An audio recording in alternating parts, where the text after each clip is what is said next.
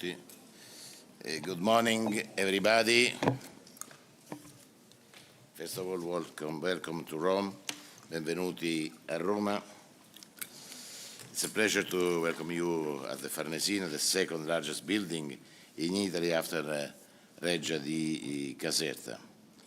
We have here the collezione Farnesina, works created by artists from all regions of Italy related to the different kinds of visual art. It's an exceptional collection. For the first time ever, a selection of it has been shown at the United Nations in New York.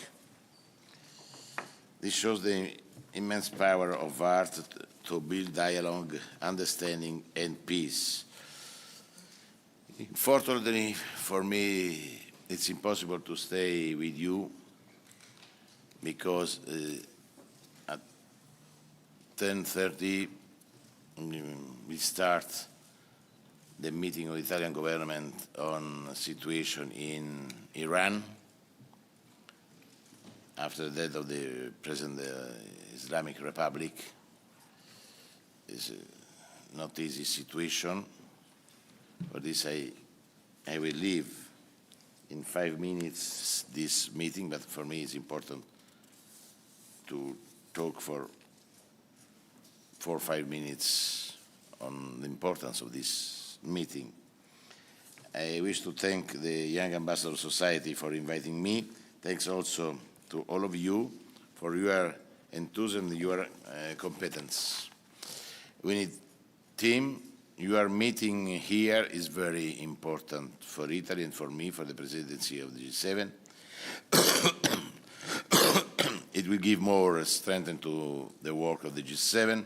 Italy really wants to have your opinion, your views.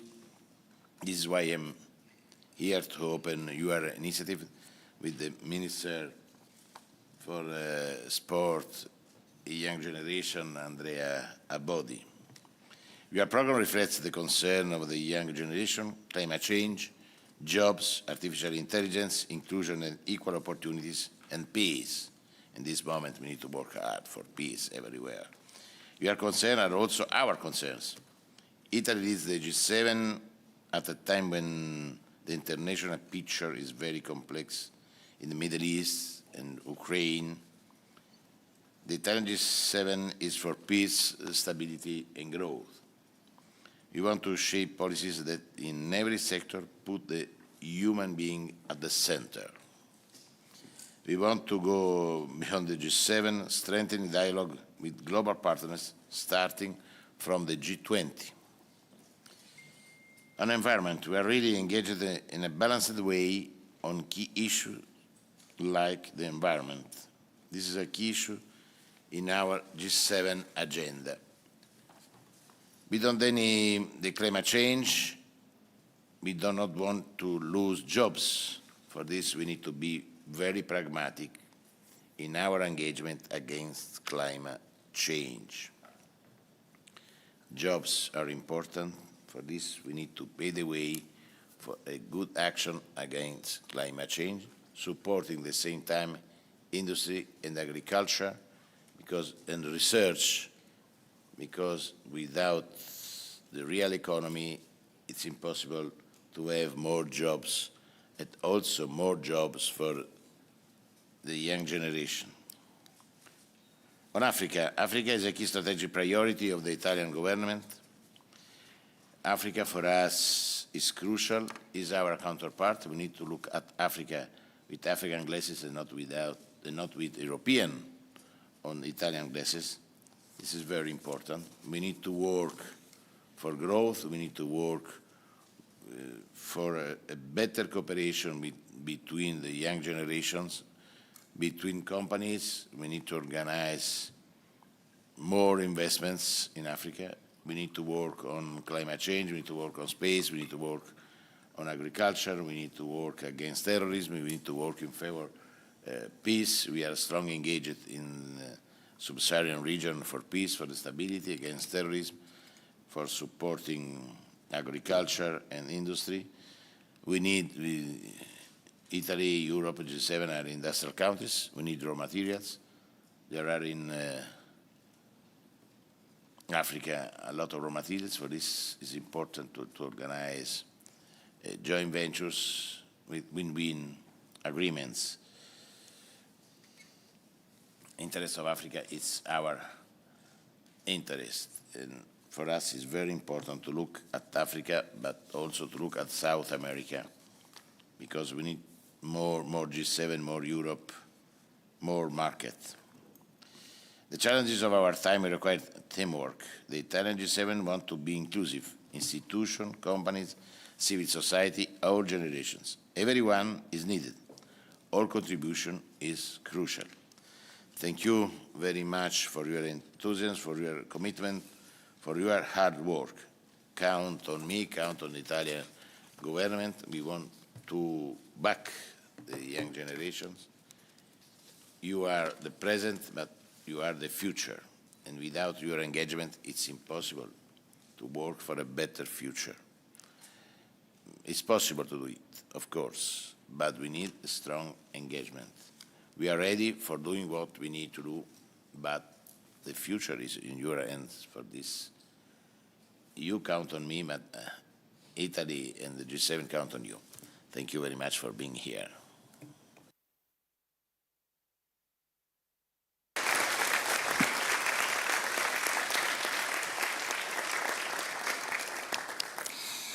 Thank you very much, Minister Tajani, for your presence today with us today, and for your inputs and for hosting us in this amazing location. We are very grateful for your presence. My name is Alberta Pelino. I'm president of the Young Ambassador Society, and as chair of the Y7, I'm proud to declare the Y7 Summit 2024 officially open. The Youth 7 is the officially youth engagement group of the G7 and is the platform that gives the possibility to young people to share directly their ideas and policy proposals with other states and governments of the G7 countries. It's a great honor to be here with a lot of young delegates coming from all the G7 countries, with ministers and representatives of institutions. And now I would like to leave the floor to my colleague from the Young Ambassador Society, Edoardo, who will be moderating this session. Thank you very much again.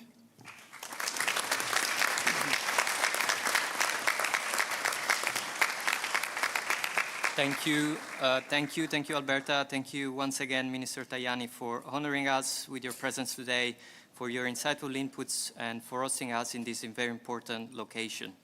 Also, thank you and the Ministry of Foreign Affairs for your support to the G7 engagement group, to the Y7 engagement group this year.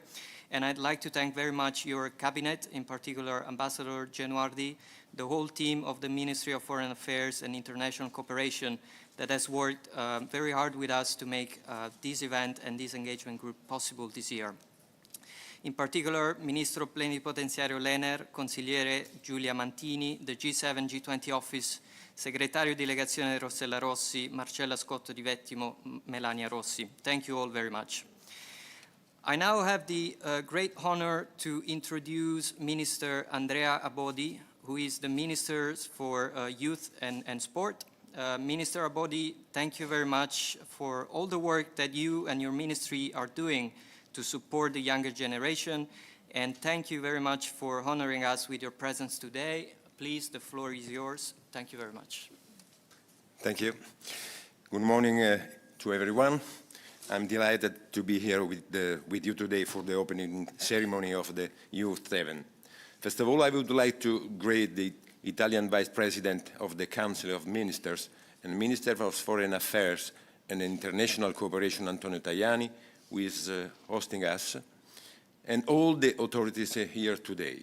A special thanks goes to Mrs. Alberta Pelino for the remarkable work carried out by the Young Ambassador Society for giving voice to younger generation within the G7 and G20 activities.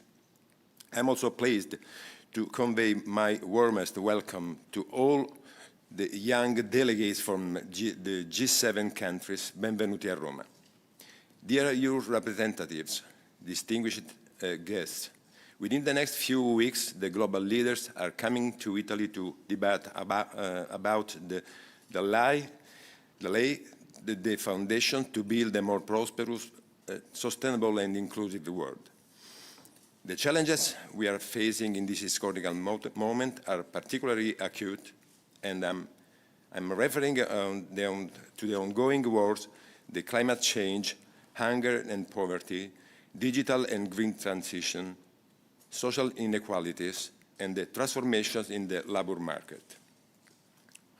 All those challenges cannot be addressed by a single country and without involving younger generations. Fostering an activist citizenship, promoting the social inclusion of young people and their contribution to the protection of our democracies are priority issues for the Italian government, both at an international and national level. At an international level, the actions Italy is taking are inspired by the European Youth Strategy 2019 and 2027. We are focusing our attention on 3 strategy tasks: engaging, connecting, and empowering young people. Boosting youth participation and civic engagement are our top priorities. We are working to build bridges between countries, keeping firmly in mind the Sustainable Development Goal of the Agenda 2030. In this regard, let me mention the Youth Council established by Italy and France in May 2023, as well as the various measures in favor of young people we are carrying out within the Italian Piano Mattei for Africa. At the national level, our commitment is to create new meeting places where young people can gather, can be involved in decision-making processes, and can actively participate in combating all types of discrimination and hate speech. To encourage the dialogue between young people and institutions, we have conceived a web platform for youngsters under 35, Youth 2030, is a digital space open to proposals, ideas, and suggestions, and above all, to exchange experiences and good practices. Furthermore, in our 166 spazi civici di comunità, community civic places, spread throughout the country, we are supporting young people in their individual and collective empowerment process. This project promotes active participation in social life, with particular attention to fragile young people, such as NEET, those not involved in education, employment, and training. Moreover, after the pandemic, mental health has emerged a pressing challenge, so we have also introduced structural financial support for psychological therapies aimed at helping young people. In addition to this, we have continued to provide youngsters with new opportunities such as the Universal Civic Service, which intends to promote the individual and professional development of young people and their acquisition of skills through non-formal learning experiences. Youngsters can dedicate 12 months of their life to perform community service and social activities with a focus on environment, agriculture, cultural heritage, digital services, elderly care, development cooperation both in Italy and abroad. The program has involved thousands and thousands of young participants over the years with the goal of fostering social cohesion and public welfare. And then I'd like to recall the project Youth at the Library and Network. The first one is devoted to make libraries more accessible through more than 100 cultural initiatives. The second one supports the inclusion of young people in the labor market, involving them in training and career guidance. Finally, I would like to mention the Carta Nazionale Giovani National Youth Card, our flagship with more than 3 million young owners aged between 18 and 35. They can have access to goods and services in an innovative way and with a view to reduce economic, cultural, and social inequalities. The card aims to at promoting the quality of life of young people, supporting their personal growth and encouraging their participation in cultural, sport, and social activities. In conclusion, all these projects, among others, are strongly committed to empower young people. And I do believe that if every national community is able to develop and implement projects in favor of young people, to listen of their needs and involve them, we are all on the right path to build a more inclusive world. Therefore, I'm confident that after those days of work, research and debate, you will be able to identify common ideals and inspiration, as well as to propose suggestions for the next G7 summit to design a shared strategy to tackle the global challenge in our contemporary society. As the future leaders, innovators, and change maker, you are the testament to the fact that your voice matters. And together we can make the difference. Thank you for your attention, and I wish you all the best in our joint work. Thank you so much.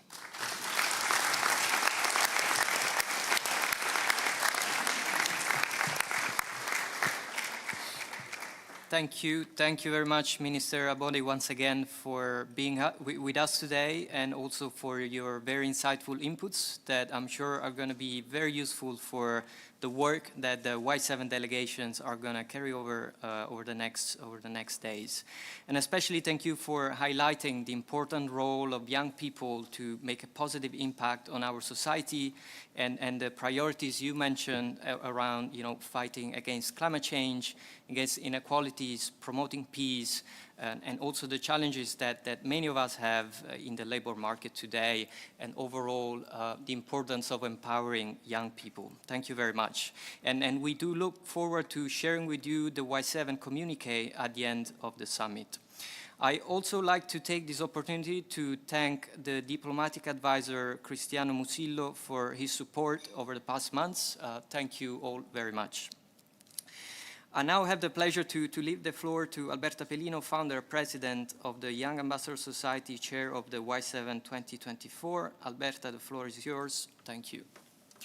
Thank you very much, Eduardo, and thank you very much again to Minister Tajani and Minister Abodi for their presence today. This year, the G7 and Y7 are called to address very important issues that are affecting our society. Current times represent a challenging historical moment for many young people, and in particular for all the young people who are suffering extremely due to wars that are affecting many countries. In addition, today, youth are still facing several challenges, from high unemployment rates to a fast-changing labor market that requires updated skill and a smoother transition from school to work. Inequalities are still very high in our societies, with many young people still left behind. Moreover, climate change is having devastating consequences on the economic and social systems of many countries, and urgent policies are needed in order to ensure a transition toward a sustainable economic system. There are all issues that are top priorities of the Y7 agenda this year, and are also the result of consultations that we conduct every year, in which thousands of young people share their visions on which one are the priorities that should be addressed by the G7 and also G20 leaders. We are gathering here today not only because we believe in young people's potentials, but because we have seen it. From pioneering digital initiatives to designing youth-centric cities, from reviving cultures to proactive measures against climate change and food crisis, young people are at the forefront. At the moment, there are 1.8 billion young people globally, the largest population ever, creating significant potential for inclusive and sustainable growth. In Italy, to give you, for example, 20% of the new enterprises are now founded by young people. And this is a number that is growing in time. And the majority of these new companies are pushing forward the sustainability and the innovation agenda. The Y7 Summit is an important step of a process that started in February and will continue until the end of the year. In the past months, we worked already with international delegates and a lot of young people in Italy to build a bridge between institutions and youth.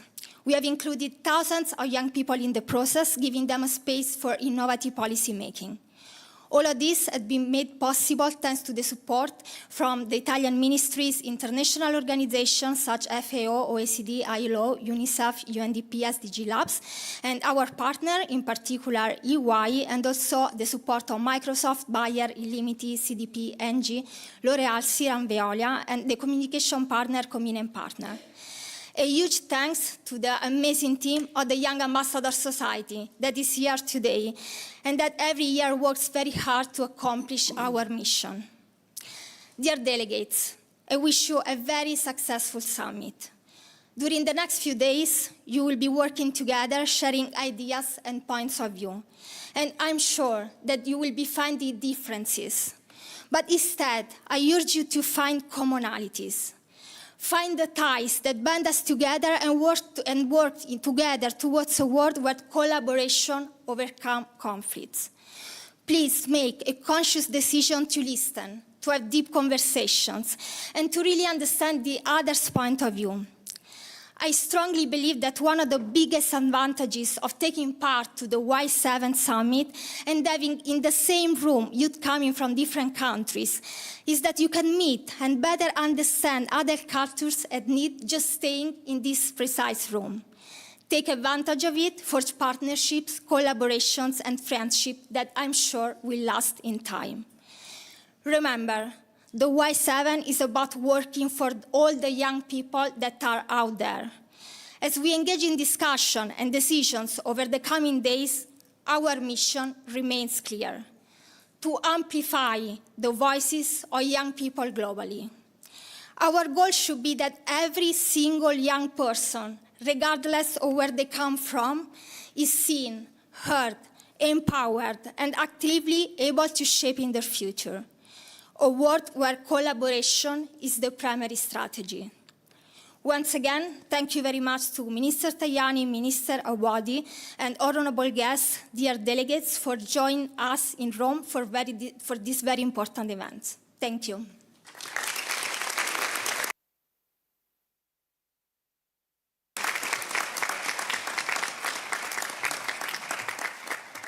Thank you very much, Alberta, for highlighting all the important themes that have been prioritized in the Y7 process this year. And as you mentioned, also a big thank to all our partners that have collaborated with us this year. And in fact, now I have the pleasure to give the floor to Massimo Antonelli, who is the CEO of EY Italy and also COO of EY Europe West. Mr. Antonelli, it's a great pleasure to have you with us today. Thank you for joining us, and the floor is yours. Thank you, Eduardo. And first of all, let me thank all the institutions and the ministries present today and the Young Ambassador Society. But I want to tell you that it's really a great pleasure and honor to me to be here with you. I mean, I'm really confident that together, hand in hand, I think we can build a better future for us. And let me say that we are facing a period where, the changes are constant, quickly, and there are a lot of problems which are still to be solved. A period shaken by crisis, economic crisis, by wars, by poverty, by climate change, and where, frankly speaking, I think that in the past years we have set aside some values. So I am sure that together, with you, with the new generations, with the lifeblood of the future, we can face these topics. We can face these issues. We can work together and solve them. You are the guardians of these values. I think that you are the bearers of a new, fresh vision of the world. So Well, in my daily experience, I mean, in the firm I represent, I mean, we are 9,000 people in Italy, in EY, and 400,000 people worldwide, whose average age is about 30 years. And every day, I can really touch with my hand what is the contribution, the value that you are able to bring to us. And when we work with the institutions, when we work with our clients, you are able to bring your value, your vision. You know how to do it. And so, I mean, I really appreciate your contribution also in my firm when we have to face all the topics, all the problems that we are facing in our market, in our countries, with our clients, and so on. So I think that this meeting is really a huge opportunity to put the new generation at the center. So we, together with the Young Ambassador Society, we will be at your disposal. We will support you with our competencies. We will be close to you, I mean, to make your ideas heard, to expand your networking, and so on. So please count on us. We will be close to you. But let me say that what I'm confident is that you are able to be really effective with your proposals.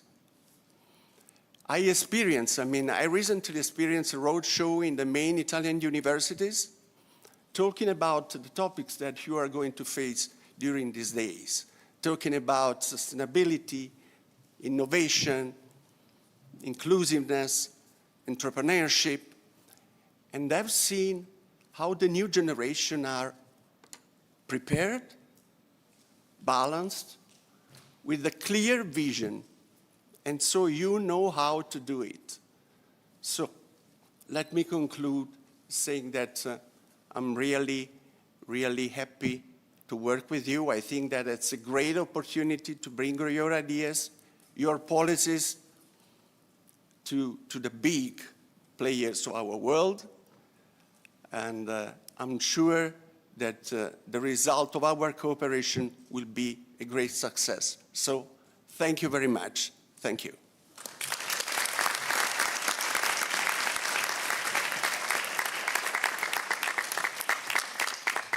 Thank you very much, Mr. Antonelli, for your insights and especially on your encouragement for young people and the work that the delegations are going to carry over in the next few days, and highlighting the importance of youth in making an impact on our society, and also, once again, the support of EY that has given us this year.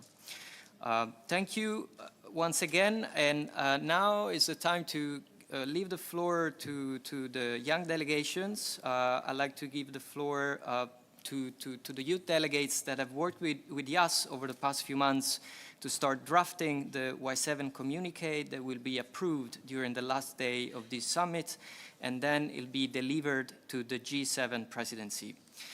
Each delegation will now have 2 minutes to present a summary of their priorities, and I'd like to start with the Italian delegation, and I'll call on stage Gaia Guadagnini. Please, the floor is yours. Thank you.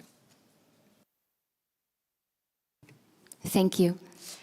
And thank you to the Italian Minister of Foreign Affairs, Antonio Tajani, the Italian Ministry of Sport and Youth, Andrea Bodi, the Director General of the Food and Agricultural Organization, the Italian G7 Presidency, the Young Ambassador Society, our fellow delegates, esteemed guests, and in particular, my colleagues, Marco Colpo, our Innovation and Digital Transformation Delegate, Abril Kashiya-Muvumbi, our Inclusion and Equal Opportunity Delegate, Lorenzo Manganelli, our New Skills, Entrepreneurship and Future of Work Delegate, I am Gaia Guadagnini, the Environmental Sustainability and Climate Delegate, and it is with great honor that I present the Italian Y7 delegation today. We came before you today having spent months in negotiation. Through this discussion, a truth emerged. We possess an abundance of practical solutions to the crisis plaguing our world: climate change, the technological revolution, and vast demographic shift. Yet, finding common ground, bridging the gap between ideas, proved far more challenging.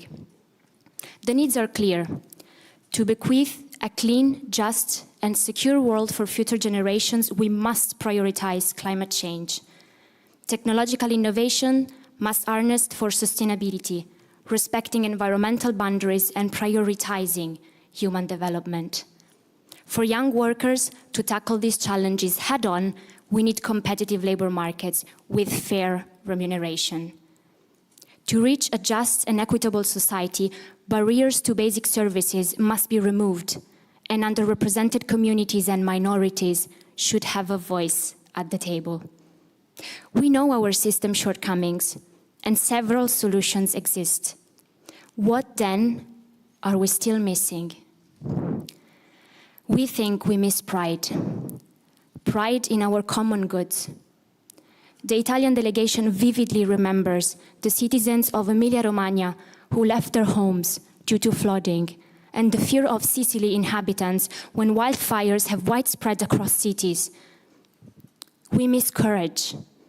Courage to embrace a profound systemic revolution shaped by the forces of ethical AI, large migration flows, and extreme weather events. History teaches us that such revolutions pave the way for unparalleled collaboration and innovation. That's why I'm proud to be here today, proud to be part of a group of young women and men who made a silent promise to one another. We will transform these challenges into opportunities. We will create new models that prioritize the social justice, environmental sustainability, and economic equity. This is the future we deserve and demand. A future built with courage, a future that we can all be proud of. Thank you.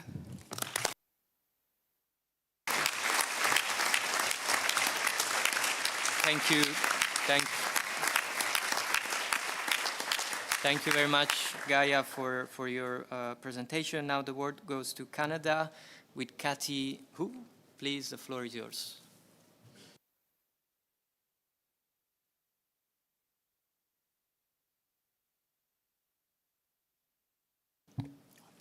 Sorry. Excellencies, fellow delegates, good morning, bonjour, buongiorno. I am glad that all our paths indeed have led us to Rome for this summit. My name is Kathy Hu, and I'm proud to represent Canada alongside my fellow delegates, Terence D'Souza, Kathleen Henriques, and Bhavan Pushpellingham. Canada is filled with diverse communities and different realities. However, amid our differences, we face similar challenges. Nowhere in this more apparent than in our efforts on climate change. As a delegation, we recognize climate mitigation and adaptation as reparative justice and strive for increased private and public sector collaboration and the mass redirection of capital towards emission reduction and clean energy. On digital transformation, we recognize that disinformation and AI-driven threats are undermining our democracy.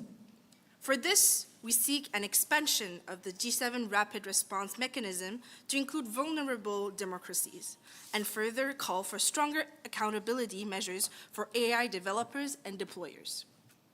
Artificial intelligence also needs to be included in conversations about future of work.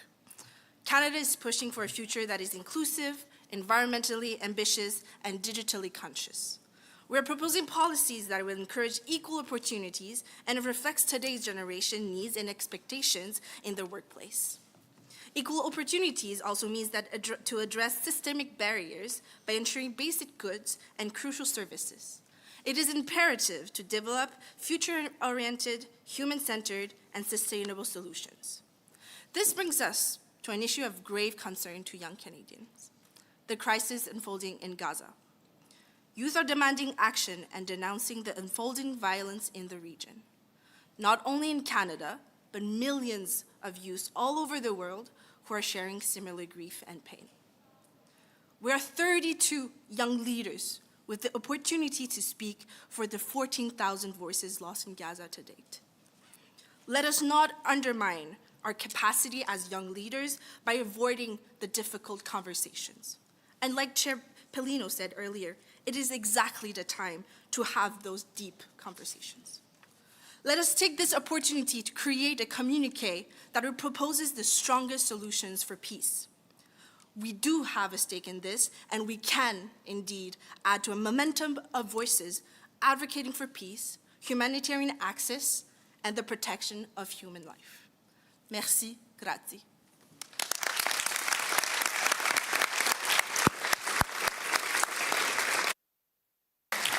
Thank you. Thank you very much, Cathy. Now I'd like to give the floor to the European Union, Augusto González. Please, the floor is yours. Thank you. Esteemed guests, delegates, ladies and gentlemen, my name is Augusto González. I am the head delegate of the European Union. I have the pleasure of being accompanied today by my fellow delegates, Kira, Carolina, and Milko. And as much as I am inspired being here in Rome to be Cicero, I only have a few minutes, so this will not be the Philippics.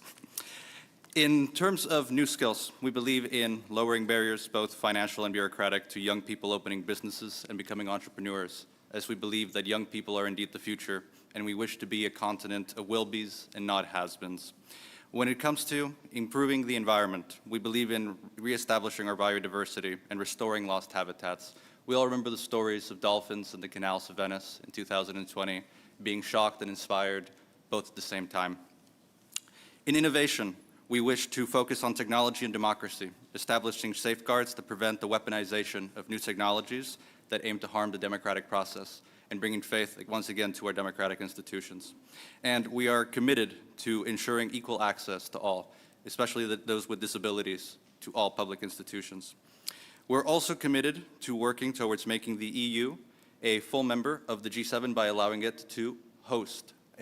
It's part of the rotating presidency, as every other member of the G7 has been able to do. And we wish to continue to discuss peace and security, not just in Ukraine, but also in Gaza and in Palestine. The EU has always been a leader in the world. As a project, 7 years ago, few thought that we would be here, few thought that we would succeed, yet here we are. And I think that we should all remember this when we think that the problems of today are not solvable, when we think that our tools are not necessary. We are still here, we're still standing, and we're stronger than ever. Thank you.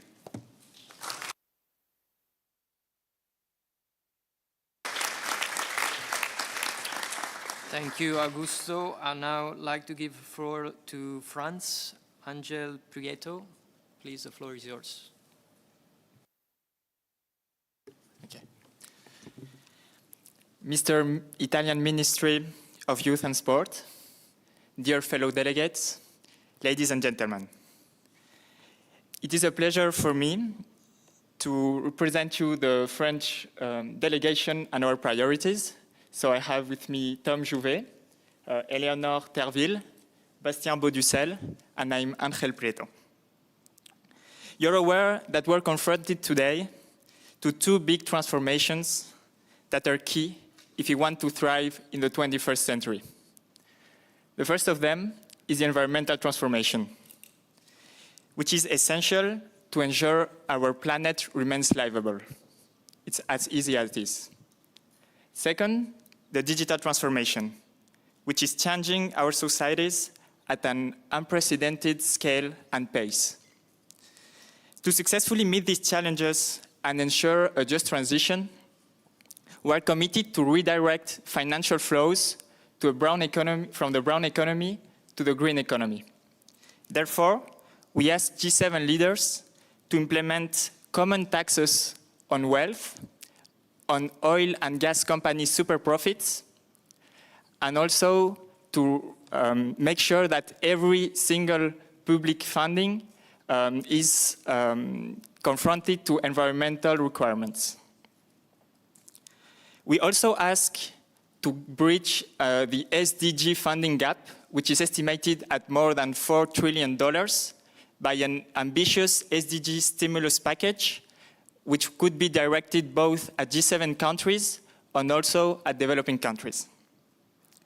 Because we're facing a deep democratic crisis in G7 countries and that we cannot achieve a just transition if we don't have a healthy citizens' participation, we urge G7 leaders to increase the use of democratic tools such as citizen assemblies that allow everyone to reflect on how we together realize this just transition, and for instance, on how to ensure that everyone gets access to essential resources such as energy and water, which are becoming more and more scarce. For instance, with a social pricing scheme where everyone gets free access to a minimum amount required for basic living needs, and then the more you consume, the more you proportionally pay.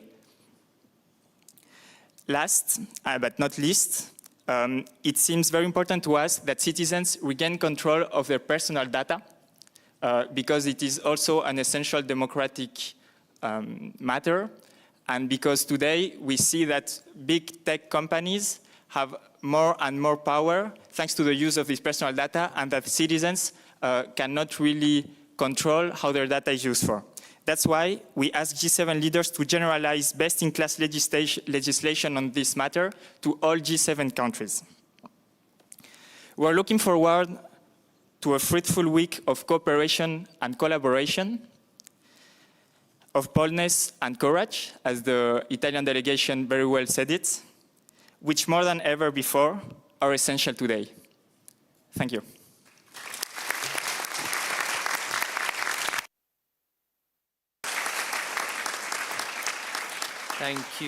Thank you, Angel. Now the floor goes to Germany with Lisa Mastjuk. Thank you very much for having us here today. Dear all, I would like to present to you the German delegation. We have Moritz Böbel, Isabel Rutkowski, and Maurice Bessling, as well as myself, Lisa Mastjuk. And we're happy to be here today and present to you our priorities of the delegation. We want to put a strong focus on strengthening individual rights, ensuring a balance between the innovative spirit and industrial accountability, as well as guaranteeing the resilience of democratic processes in the face of new AI-based threats. Concerning sustainability and climate change, we want to push on a full, funded, and fair fossil fuel phase-out. Besides that, another important step into a sustainable future is a global supply chain law that respects human rights, social standards, as well as environmental due diligence obligations. In the Future of Work track, we want to focus on strengthening workers' rights, for upskilling and reskilling to prepare the workers for the future of work. Furthermore, fostering progressive work situations, such as the possibility of working flexible in terms of time and location. We are also committed to overcome the gender health gap through a stronger focus on gender equal research. And we want to foster the implementation of the Youth, Peace and Security Agenda to include young people in the peacemaking and the peacekeeping. Thank you very much. We look forward to work together with you and have fair but tough negotiations.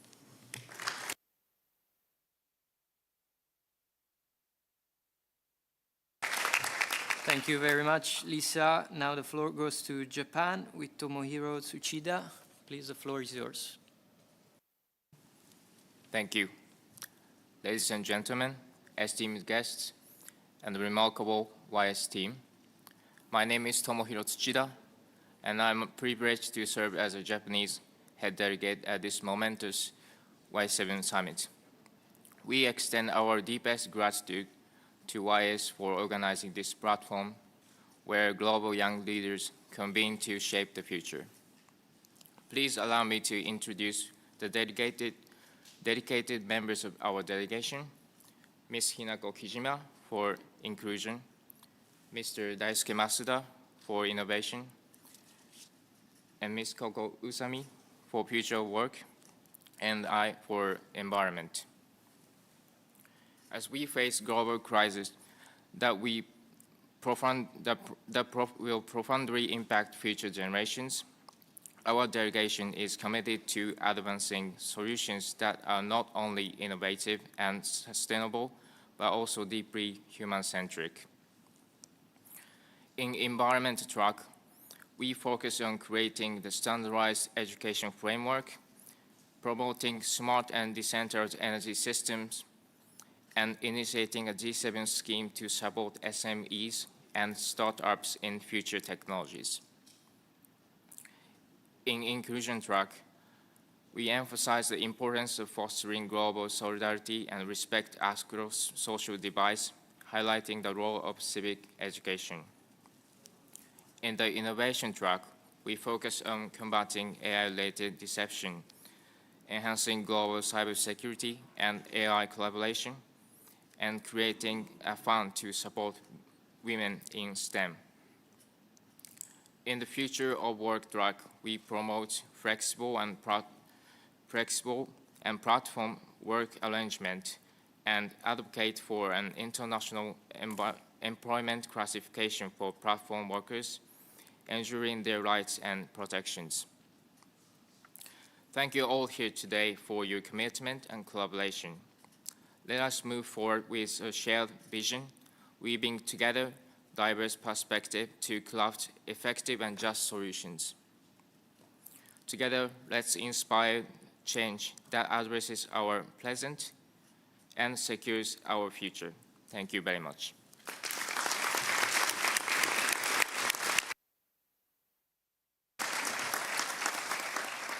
Thank you, Tomohiro. Now the floor goes to the United Kingdom with Melody Stephen.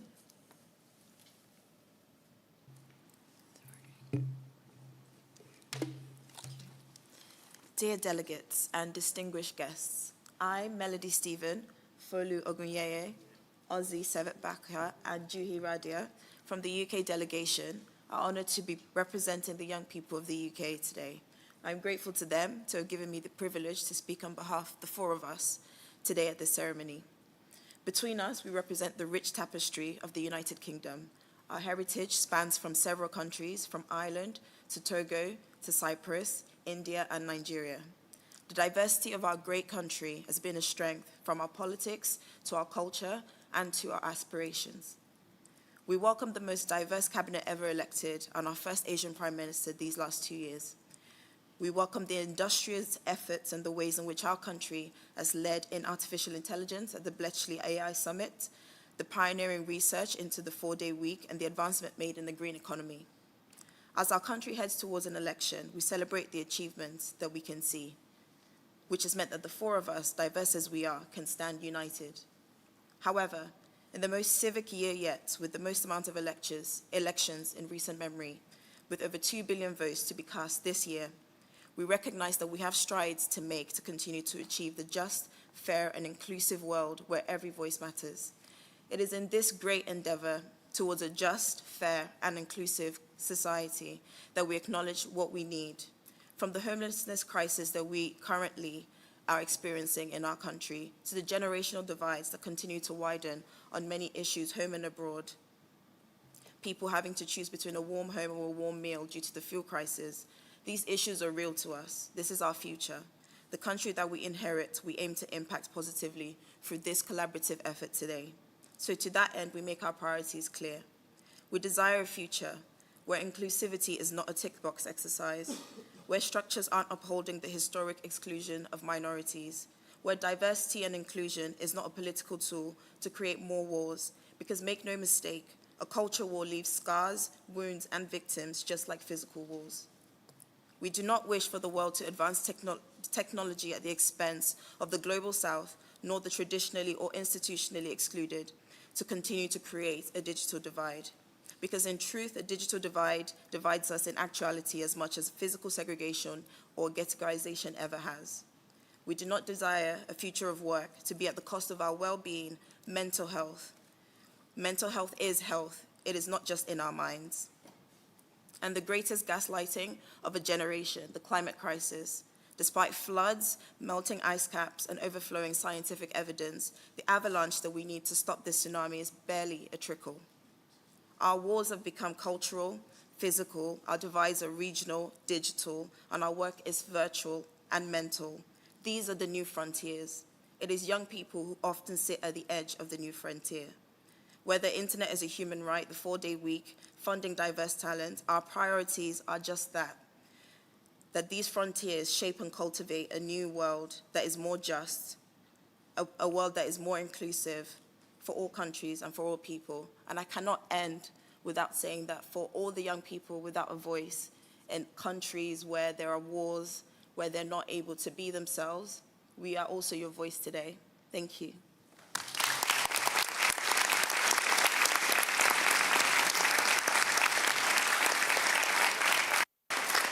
Thank you. Thank you, Melody. Now the floor goes to the United States of America with Morgan Williams. Please, the floor is yours. Thank you. We would first like to extend our thanks to the Director General Dong Yu, Minister Tajani, Minister Abodi, Mr. Antonelli, and of course to our fellow delegates who have left us with a pretty tough act to follow. It's with great pleasure and honor that I present the U.S. 2024 Y7 delegation. We have Fajar Delayan, our Inclusion and Equal Opportunities delegate, Senkai Xia, our Environmental Sustainability and Climate delegate. Mason Molesky is our Innovation and Digital Transformation delegate. And finally, I am Morgan Williams, the New Skills, Entrepreneurship, and Future of Work delegate. As citizens of G7 nations, we find ourselves positioned at a critical juncture, navigating 3 fundamental transitions: the green, the digital, and the demographic. These shifts hold power to shape not only the trajectory of young people now, but also the landscape of future generations. With mental health issues rising alongside the cost of education and housing, as well as the speed of technology accelerating rapidly, as many as 7 in 10 young adults in the United States report they face more challenges than their parents' generation. The decisions that are made or not made by our G7 governments at this moment will significantly impact our economic stability, security, and overall well-being, setting the course for the decades to come. And it is in this context that shapes our policy priorities as the U.S. delegation, including 1, recognizing the importance of reaching net zero greenhouse gas emissions to avoid the catastrophic climate risks by 2050 by accelerating the energy transition and advancing environmental justice, as well as advancing environmental justice for marginalized and indigenous communities, as well as cultivating a more inclusive and equal society by strengthening anti-discrimination measures, increasing transparency, and investing in programs that nurture diverse talent pipelines. 3rd, putting safeguards in place and strengthening youth worker voice so that workers have the skills to take advantage of the benefits of new technology without exposing themselves to hiring biases or other forms of exploitation. And finally, the need to support technological innovation through investment in digital public infrastructure for low and middle income countries and regions, as well as enabling both AI's rapid adoption and implementation of appropriate guardrails. It's our commitment to these policies that underscores our values to foster prosperity, peace, and equity for all, now and in the future. As Minister Abodi said before, these challenges won't be solved by one country, nor will they be solved without youth voices, which is why we look forward to continued fruitful exchanges over the next 5 days. Thank you.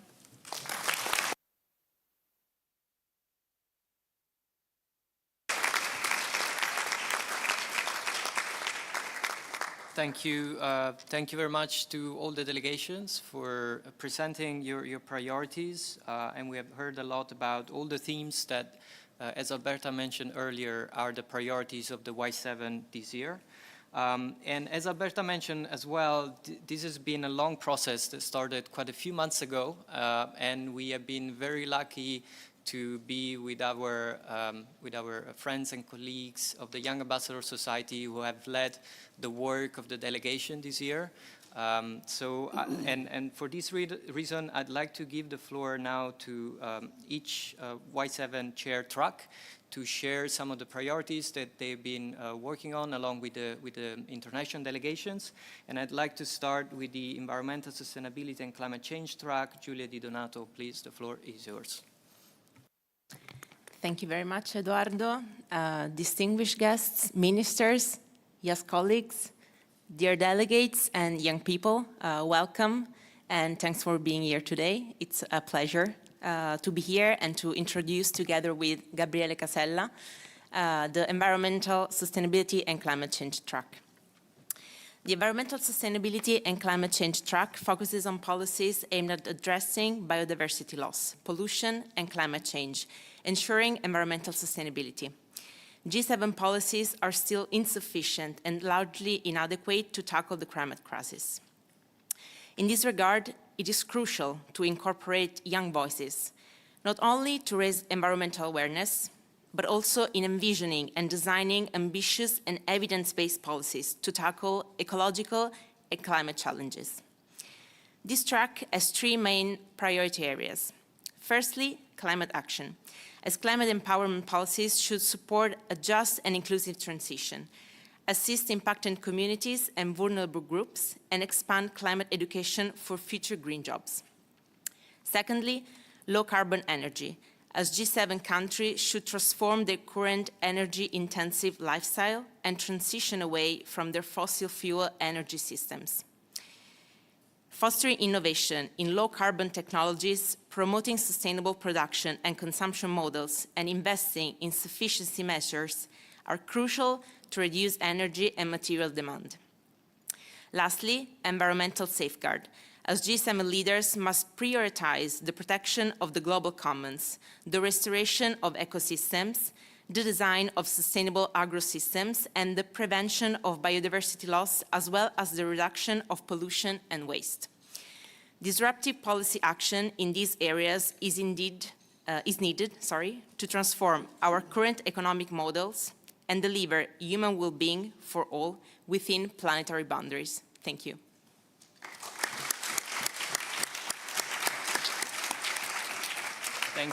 Thank you very much, Giulia, and also thanks to Gabriele Casella for chairing the track this year. Now the floor goes to Francesca Passudetti, who along with Allegra Ianiri have chaired the New Skill, Entrepreneurship and the Future Work track. The word goes to Allegra.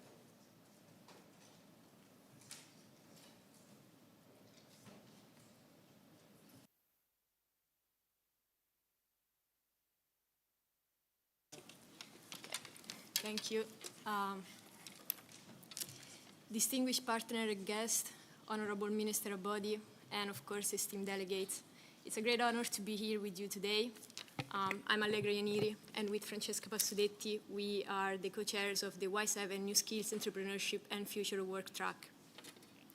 The present time of digital, green and demographic transition represent a complex period in which both significant challenges and also unique opportunities coexist. Disruptive technologies pose important risks to traditional employment, but they also offer the potential for creating new industries and new work dynamics that can foster sustainable and inclusive progress. Within this evolving landscape, quality education and training that provides youth with essential transversal skills is key to facilitate a smooth transition into the workforce. And also lifelong learning is crucial to stay relevant in a rapid changing and highly competitive market. The next generation of workers must also possess skills that are aligned with the sustainability concern so that they can foster the transition towards an environmentally and socially conscious economy. In this regard, workplaces should prioritize a sustainable and human-centric approach. Equally imperative is the establishment of robust social protection systems that adapt to new technologies, new working conditions, and new contractual arrangements. Finally, youth entrepreneurship needs to play an important role to boost widespread development and regional growth. But some challenges still remain. So, for instance, equitable access to investment, and we need to tackle them properly.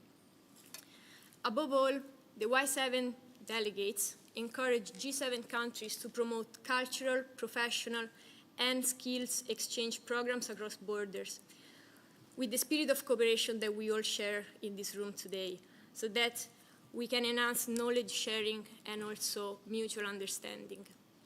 In pursuing these actions, let's be united in the commitment to build a future of work where young people are empowered, opportunities are equitable, and growth is sustainable. Thank you.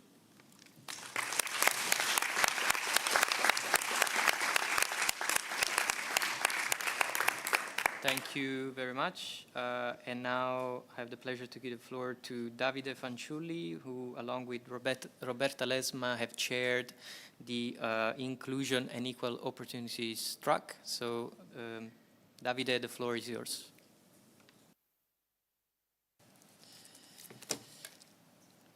Esteemed guests, delegates, my name is Davide and I'm a co-chair of the track on inclusion and equal opportunities, together with my colleague Roberta Lesma. And first of all, thank you for your precious insights and words. I could really see, as our fellow Italian delegate said, pride and courage in your eyes and in your words. And this couldn't make me more excited to be here and to witness what's to come. Leave no one behind. That's the tagline and the motto behind the 2030 Agenda, which is the commitment that 193 countries signed in 2015 with the 2030 Agenda to eradicate extreme poverty and social inequalities within a thriving planet. Yet, current crises are showing us that we are not there. And why so? What are the structural gaps that needs to be filled in order for us to achieve a truly sustainable development? These are two key questions that, together with the Inclusion and Equal Opportunities track delegates, we've been trying to discuss and negotiate in these months. And we came up with four main lenses within this conversation. First one is the lens of access to equal opportunities, to basic rights and services. That's the backbone of a fair society. The second and the third approach regards to how does inclusion and equal opportunities unfold within both the public and the private sector, so within policymaking, but also within business. And the fourth, last, and I would say most crucial one is how can we make sure that all these happens within a planet that is at peace, within society that is at peace.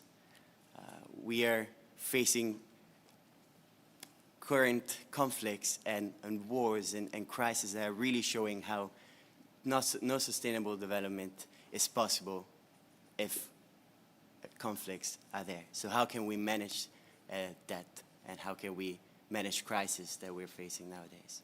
So these are the four key priority areas that the Track on Inclusion and Equal Opportunities is currently drafting and is currently negotiating with passion and commitment. And it's looking forward to present to all of you at the end of these days within the final communique. So once again, thank you very much. We're very happy to have you here, and we're very proud to have you here. Thank you.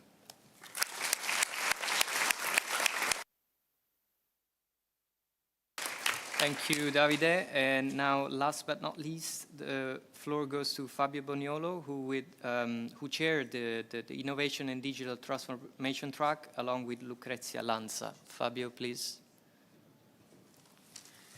Dear ministers, honorable guests, delegates, and fellow guests. We have just heard the powerful words of our fellow delegates, who shall not be forgotten throughout this summit and beyond. As Innovation and Digital Track, we have been focusing not only on the risks of emerging technologies, such as artificial intelligence, but also on the opportunities that these might offer. We have placed democracy at the heart of our work, discussing on how to preserve it and defend it from digital threats, while improving democratic processes and making them more inclusive for young people all over the world. We identify the digital space as a critical space where young citizens can meet, interact, and exercise their rights. We discuss on how to raise awareness on the risks of online platforms, on how to protect and educate digital users while raising awareness among service providers and other regulators. Finally, we wanted to take one step further and look at the future. We asked how to foster innovation and entrepreneurship in biomedicine, agriculture, finance, and many other fields, while trying to keep safety, transparency, and human rights at the center. I would then just like to highlight once more what an honor it has been to work alongside all of you and seeing you coming up with incredible proposals that you will be showing to the G7 presidency. Thank you very much.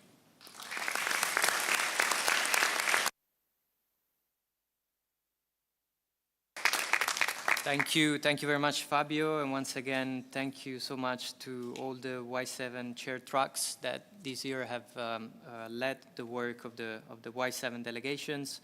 It's been a long process, but we are here today to start one of the most important steps of the Y7 process this year and the Y7 Summit 2024 that is going to happen this week until Friday.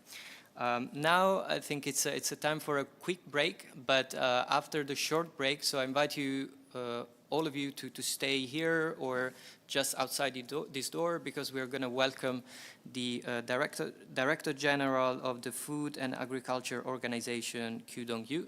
So I'll see everybody in a few minutes. Thank you very much.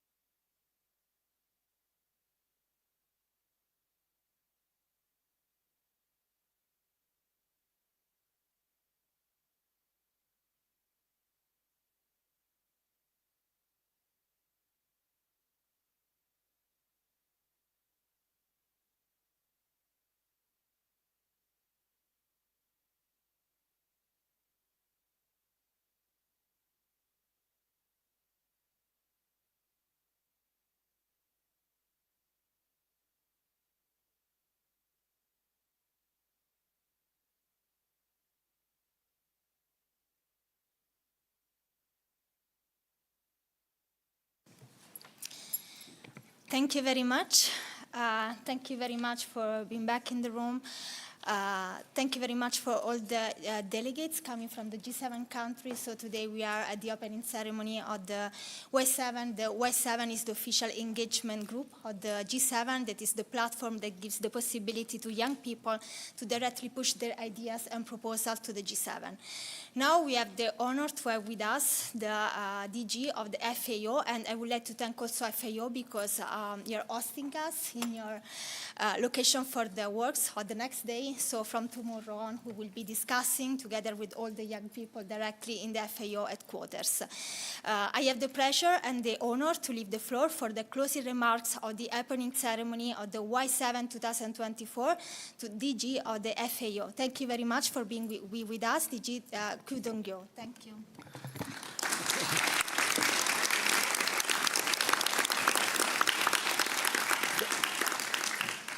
Thank you very much, because my colleagues made the wrong choice of road to come to the minister here, because they are old. The driver, Vincenzo, he's 62, so and he didn't listen to younger driver, Emano. I started saying that we have to realize the difference of the age, different. There are some generation gaps, for sure. So that's why I fully engage all the youth in the UN system, global movement, not only G7, G20. I'm not young anymore, but I keep myself as young at heart. Yeah, because, just 20 years ago, I was elected as a vice chair of the All Youth Federation in China. We have 21, 22 vice chair, and I was one of them. But we work with 344 million youth in China. So I always consider myself as a friend to the youth, to the young people. I knew the young people, not only your natural age is young, and also you represent the future. What is the future is in your hand, not in our hand. Sometimes a lot of senior people try to control your future. No, that's wrong. That's also, I'm a geneticist. We have to create a new generation by the research also for plants.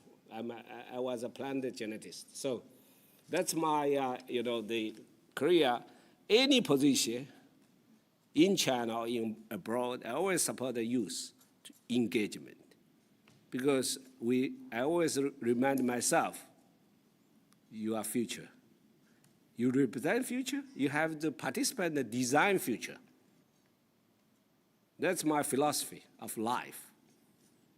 And that's why since I arrived at FAO 2019, first since I established a FAO Youth Committee. I knew there are a lot of ambassadors, representatives in FAO. They are not young. Few of them, they are young. But most of them, they didn't understand what the value of the FAO Youth Committee. And then I said, FAO Youth Committee should be initiated by me, not young, but I said young at heart. But it should be manager, lead by youth. That's why they invite the relatively younger senior staff, chief economist, Dr. Maximo Torero. He was youngest member of my co-leaders, become the FAO Youth Committee chair. And then we select a lot of young people, they're younger than 40 or 30 years old, of the employees, become the vice chair and members, establish the FAO networks globally. So because FAO, we have 194 members and operating in 168 countries. We have more than 120 country offices. So we are fully dependent on young people to lead. And during the past 4 years, all the change, dynamic change, I really appreciate the innovation, dynamic, and also the fully engagement by the younger people. And also through that, even they are not the young age, I said young at heart people, and more become the younger psychologically. Yeah, and then I said, I want to share with you some of the not naturally young. So we have 4 ages. Natural age, you couldn't change. I'm 60 years old. Maybe you're 30 plus, you are 20 plus. No, I'm a geneticist. I can scan your age. It's that's a natural age. And then physical age. I encourage you to have a good green lifestyle, to do proper exercises, and to keep yourself physically younger. That's the second age. A lot of people, they are older, 80 years old, but still they are very healthy physically. Not only, of course, the natural age is 80 years old. And then come the third one, is psychological age. I know all of the young people, you face a lot of challenges. Like myself, when I was your age, I always recall myself 55 years ago when I was 5 years old. We didn't have enough food. Yeah, in 1960s, so that's the globally, the 80% in the developed country people, they have kids that they didn't have enough food. But now, of course, less than 10%. It's a big, remarkable achievement during the past 60 years. That's why the FLDG at that time established the World Food Program. World Food Program received the donation of the grains and the food from the United States at the beginning, and then from Europe and from others. So that's become the very impactful program, and that's why 4 years ago got the Nobel Peace Prize. Yeah, so I think that's a big change, but now you face the more challenge than we had, I think, because you have more demand from your side, and the society have a more possibility for you too. So it's a big challenge for you. You have to select yourself. Different career, different way of life, different of even a girl or boyfriend. Yeah, because it's open, transparent, digital society. So you have a more challenge than us. That time we only one goal, have enough food. But now you have so many goals. Yeah, that's another challenge we didn't face. Somehow we were simple. You were a more complicated person and the generations. That's not because of individually, because of modernization and industrialization, urbanization, now digitalization. So how to tackle the challenges together? You need collective thinking. You know any individuals, no matter you are from the rich countries, G7 or G20 or others, world has become one small village because of digital. Because 40 years ago, when I traveled into the United States, you can read the newspaper in US Today, and then maybe 1 year later, you saw some Chinese version in China. But now, any place in the world, you got news. Sadly, yesterday, the helicopter crashed. Yeah? Now everyone knows. Yeah? But before, I think maybe 1 month, even 7 months later, some country at the corner of less developed countries, they got to know the news. But now it's instant. Somehow it's good. Somehow you create a lot of pressure. We call it information pressure. Too many data, too many information. You have to digest it properly with your own thinking, your logic, evidence-based, data-based. So how to tackle those kind of overlapping crises, not only climate change, bigger things. I think even your own career design, yeah? What is FAO value for you? FAO is not only food and agriculture organization. It's a name, yes. 80 years ago, it was established in Hot Spring, West Virginia in 1943. Focus on food and non-food agriculture and forestry, fishery, land and water, and so on and so forth. And of course, the food is essential. That time, 90% of people didn't have enough food during World War II. But now still we keep that down. But the more and more expanded to agroforestry, biodiversity, water and land management, how to use the land properly, and how to design the enabling policy together. And also how to attract the investment, how to develop the digital agriculture, and how to develop digital villages. I saw someone from Japan, I think, also, China, Korea, or Kenya, and those countries are a championship on the digital economy, and digital agriculture, e-commerce, you name it.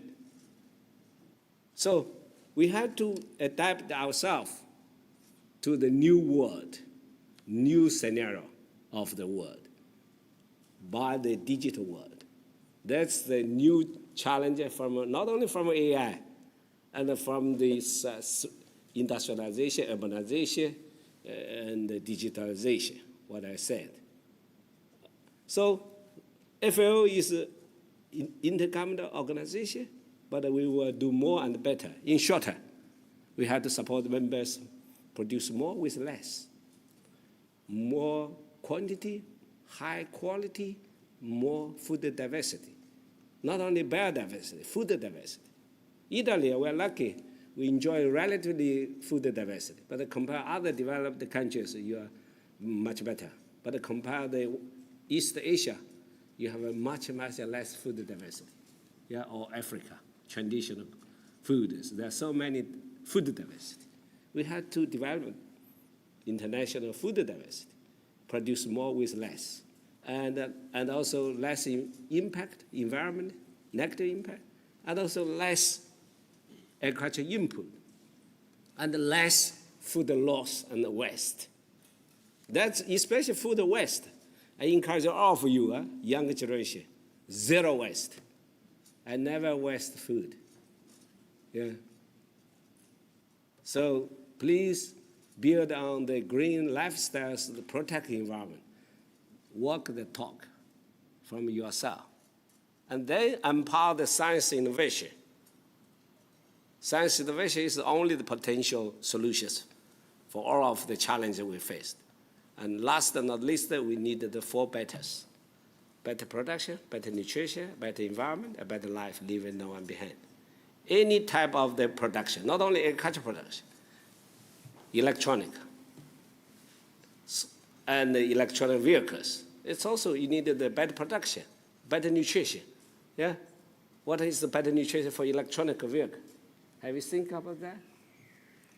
That the nutrition will give you a very comfortable environment and also more healthy information. It's based on AI supported. And then, of course, a better environment, not only for big environment, trees and water pollution and air pollution, how to prevent, how to harness that kind of pollution. And also the internal, like this buildings, if we put some flowers, yeah. That's why when I come into FAO, you will see, ask my colleagues to put a lot of flowers there. Before I come, no flowers in FAO buildings. It's strange for me. That's not the better environment for the staff to work. Not only bigger environment, agro environment. We need more trees in the park, more flowers, more ornamental plants, more forest coverage on the mountains. That's another natural environment. And a better life. Not only better livelihood, you need more money to earn, improve your profit. And also you need to address the issues related to your bad quality of life at the different stages. Someone from poor countries and vulnerable countries, even children wasting. Yeah?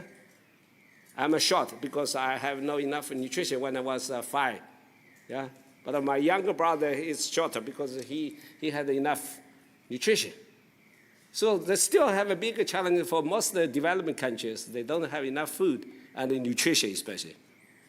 But life quality starts from the mothers and the condition. That's why a lot of countries, UNICEF addressed that issues. Yeah? And a lot of young mothers, they have no clinical service. How can they have a health kids? And after kids, you need also proper nutrition and health care, and then they grow healthily. So at the age of the middle age, like your age or older senior age, also we need the better quality of life. That's why back to my 4 ages. Yeah, 3, yeah? Natural age, physical age, psychological age, and then come to last one is social age.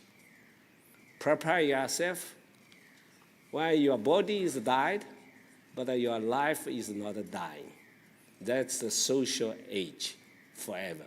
I wish you good luck, and wish you have a good life and the best quality of life at the different stage of your life. Thank you.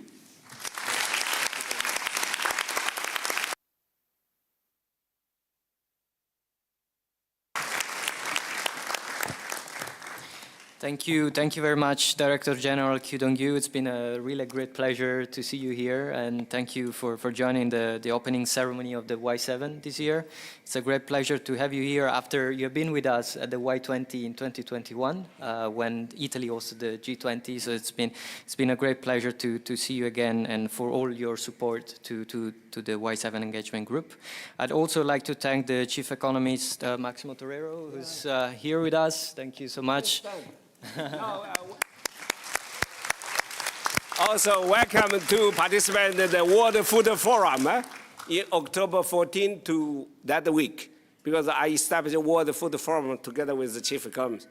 There are 3 pillars. One is youth and women empowerment engagement, one including indigenous people.